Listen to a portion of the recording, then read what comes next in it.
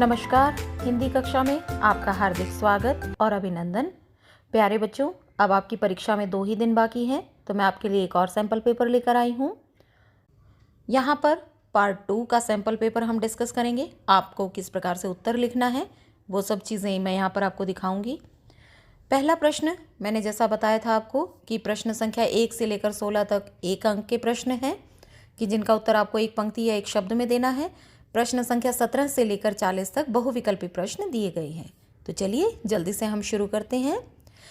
पहला प्रश्न है, रूपक अलंकार का उदाहरण दीजिए। तो यहाँ पर मैंने आपको परिभाषा लिख दी है, लेकिन आपको वहाँ पर परिभाषा लिखने की आवश्यकता नहीं है। आपसे परिभाषा पूछी है तो आप परिभाषा लिखेंगे और आपसे उदाहरण पूछा जाता है तो आप उदाहरण लिखेंगे।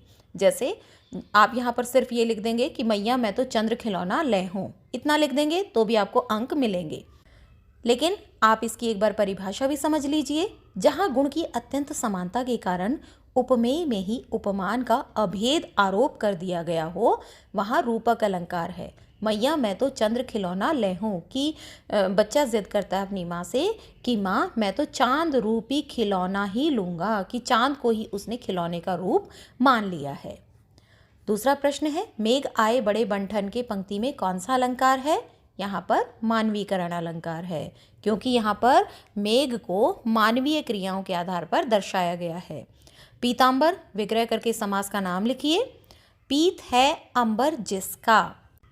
तो यहाँ पर दोनों पद मिलकर किसी तीसरे पद की विशेषता बताते हैं, अर्थात ना तो पीले के बारे में बताया, ना ही अंबर मतलब वस्त्र के बारे में। हमें बताया है कि पीत है अंबर जिसके, अर्थात विष्णु, बहुव्रीहि समास। प्रश्न संख्या 4, यथाशक्ति विग्रह करके समास का नाम लिखिए। शक्ति के अनुसार हुआ हमारा अव्ययी भाव समास। गंगा पर्यायवाची, आपको जो भी 2 पर्यायवाची याद हों तो यहाँ पर 1 लिख देंगे तो भी चलेगा, लेकिन यहाँ पर हमसे कम से कम 2 ज़रूर लिखने हैं हमें। देव नदी, सुरसरी, सुर नदी, सुरसरिता, जो भी आपको याद हो वो आप यहाँ पर लिख सकते हो। सूर्य पर्यायवाची शब्द लिखिए। यहाँ पर 1 ही पर्यायवाची पूछा है तो आप 2 भी लिख सकते हैं, 2 से ज़्यादा भी लिख सकते हो। सूरज, रवि, दिनकर, भास्कर, दिवाकर आदि। आँखों का तारा, यहाँ पर मुहावरे का अर्थ बताइए। बहुत प्यारा। वाक्य पूछा जाता है, वाक्य प्रयोग अगर पूछा जाता है तो आप वाक्य प्रयोग भी लिखेंगे। राम अपनी माँ की आँखों का तारा है। संधि किसे कहते हैं? यहाँ पर हमसे परिभाषा पूछी है।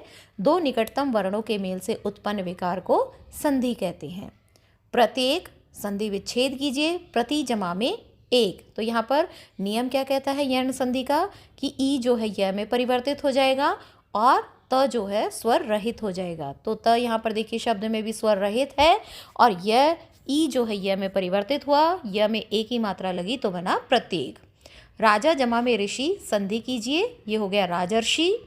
निर्बल विलोम शब्द लिखिए। निर्बल का है सबल।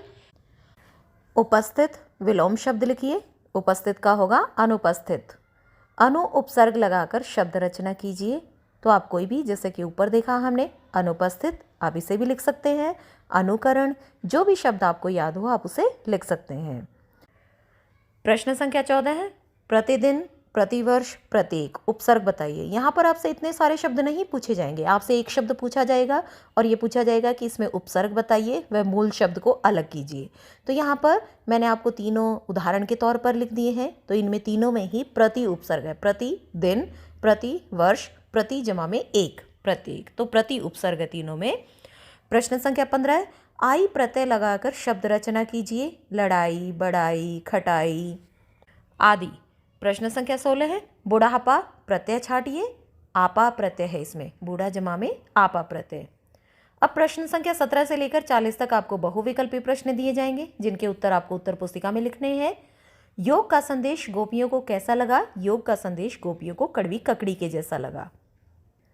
प्रश्न संख्या 18 है, समुझी बात कहत मधुकर के इस पंक्ति में मधुकर कौन है?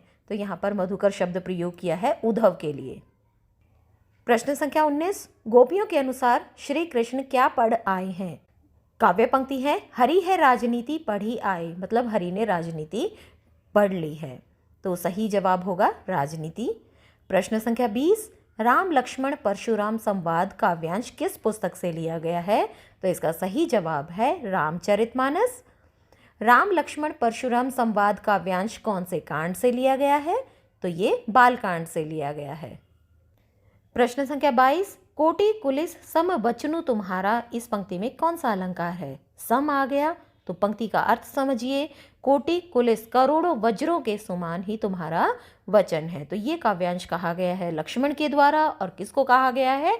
परशुराम जी को। तो सम वचनु तुम्हारा, तो हमसे ये नहीं पूछा किसने कहा, किसको कहा, हमसे सिर्फ अलंकार पूछा है।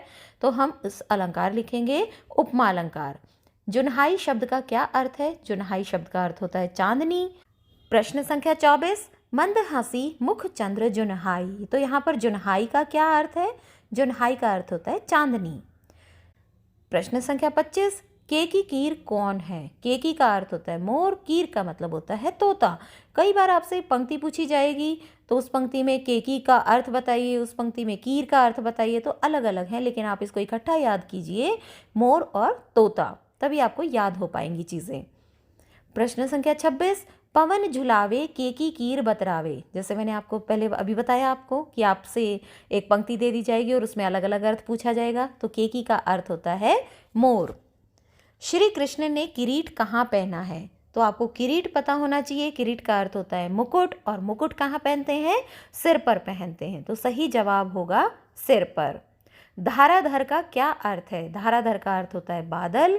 निदाग का क्या अर्थ है? निदाग का अर्थ है गर्मी। प्रश्न संख्या 30, अट नहीं रही है वाक्य में, वाक्य का क्या अर्थ है? कहीं भी न समाना। प्रश्न संख्या 31, लड़की किस प्रकार की पाठिका थी? तो ये पंक्तियां ली गई हैं कन्यादान कविता से। कन्यादान कविता में लड़की धुंधले प्रकाश की पाठिका, कुछ तुकों और कुछ लयबद्ध पंक्तियों की, यानी कि तीनों ही। सही जवाब होगा उपरोक्त तीनों। प्रश्न संख्या 32, मूर्ति बनाने वाले ड्राइंग मास्टर का क्या नाम था? मास्टर मोतीलाल। नेताजी की मूर्ति की ऊंचाई कितनी थी? 2 फुट, और जिसे कहते हैं बस्ट, जो कि टोपी की नोक से लेकर कोट के दूसरे बटन तक, जो कि 2 फुट ऊंची मूर्ति है और जिसे कहते हैं बस्ट। प्रश्न संख्या 34, बाल गोविंद भगत कबीर को क्या मानते थे? कबीर को वे साहब मानते थे। प्रश्न संख्या 35, बाल गोविंद भगत की प्रभात फेरियां किस महीने से शुरू होती थी? तो इसका सही जवाब है कार्तिक से। बच्चों पंक्ति याद रखो कि कार्तिक आया नहीं कि बाल गोविंद भगत की प्रभातियां शुरू हो गई, जो कि फाल्गुन तक चलती थी। तो शुरू हुई कार्तिक से और कहाँ तक चलती थी? फाल्गुन तक। भगत के घर से गंगा कितनी कोस की दूरी पर थी? 30 कोस। फादर बुल्के की जन्मभूमि कौन सी थी? रैम्स चैपल शहर, बेल्जियम का रैम्स चैपल शहर, और उनकी कर्म भूमि थी भारत और जन्मभूमि थी रैम्स चैपल। प्रश्न संख्या 38, फादर बुल्के अपनी माँ की चिट्ठियां कौन से अभिन्न मित्र को दिखाते थे? डॉक्टर रघुवंश को। कहाँ की पैसेंजर ट्रेन चल पड़ने की उतावली में पुकार रही थी? तो सही जवाब होगा मुफस्सिल। प्रश्न संख्या 40, नवाब साहब ने खीरे को लखनऊ का कौन सा खीरा बताया है? तो लखनऊ का बालम खीरा। तो यहीं पर हमारे सारे प्रश्नोत्तर समाप्त होते हैं। प्यारे बच्चों, इन 2 सैंपल पेपर को आप दोहराने का प्रयास कीजिए, और आशा है कि इनके माध्यम से आपकी बहुत अच्छी तैयारी भी हो जाएगी। मिलते हैं एक और नई वीडियो के साथ, तब तक के लिए धन्यवाद।